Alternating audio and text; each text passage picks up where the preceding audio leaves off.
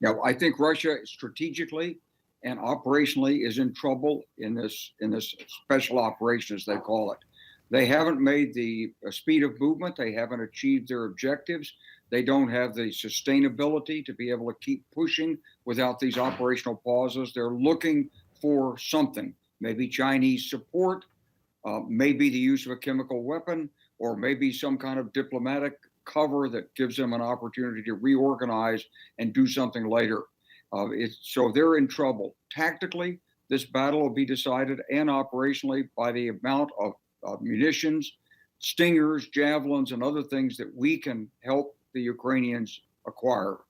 They need support, and they need it very badly. The battle for Ukraine is hanging in the balance, really. If we can get enough in there, they'll push the Russians out. It will be a tremendous win for the West, and it'll be a real failure for Putin. If we can't get it in there, this slow grind could continue, and you'll see more Mariupols. Sean, what about that request for military assistance and economic assistance from China? So the Kremlin is asking China for help. Is that in China's best interest? Are they going to do that? Well, it's a good point. I think at the outset, we all believe that Russia would have a much easier time overwhelming the Ukrainian forces. And the Ukrainians sent a clear message that they're going to stand and fight, and they've done so bravely. And so I think that's what's happening here is the combination of these crippling sanctions and the Ukrainians' resilience and standing up against the Russians has put Putin in a situation where he is desperate. He's running out of resources. He's isolated. He's up against the wall. And so I'm not terribly surprised that he's reaching out to China. But to your question, I don't think it's in China's interest to go beyond what they've already been doing. And what they've been doing so far is simply amplifying Russia's misinformation. I think that they understand that that's probably as far as they can go, because if they were to help Russia diplomatically or help Russia economically or militarily, the cost that they would pay in terms of their own economy would simply be too great. So I think that this is a conversation that will sort of happen, but it will fall away because China is not going to do anything that's not in China's best interest.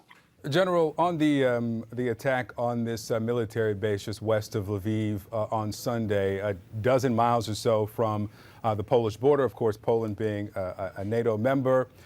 This wasn't a hospital, it wasn't a school, it wasn't a grocery store, as we've seen in some of the centers of the cities. This was a military base, but do you see that primarily as a provocation of trying to provoke Poland and NATO?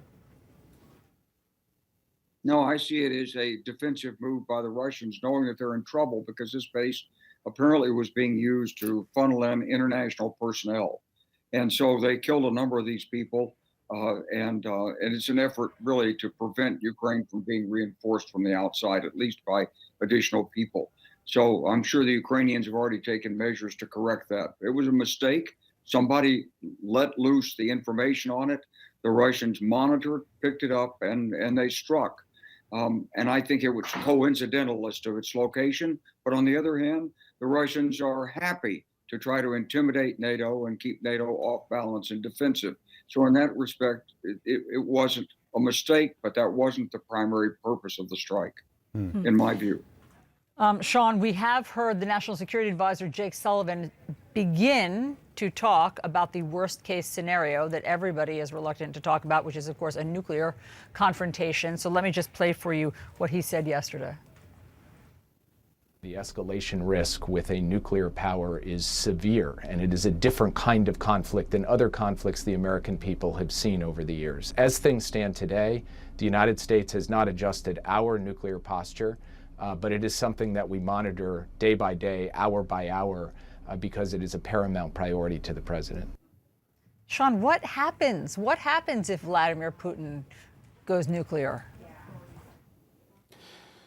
Well, I think if that happens, then, it's something that we all need to be concerned about. Look, there's no doubt here that Vladimir Putin's ego has been bruised. The disinformation war has not gone as he anticipated. Certainly, he is not doing as well militarily as he anticipated. And as this grinds on and as he continues to have failures, some of the failures that General Clark talked about, his desperation, it's going to be amplified. And so what we have to do is make sure that both here in the United States, but also across the international community, that we lay out clear and conclusive guidelines for what it means if Vladimir Putin crosses that red line. And to be really clear, it's not just about what the United States does.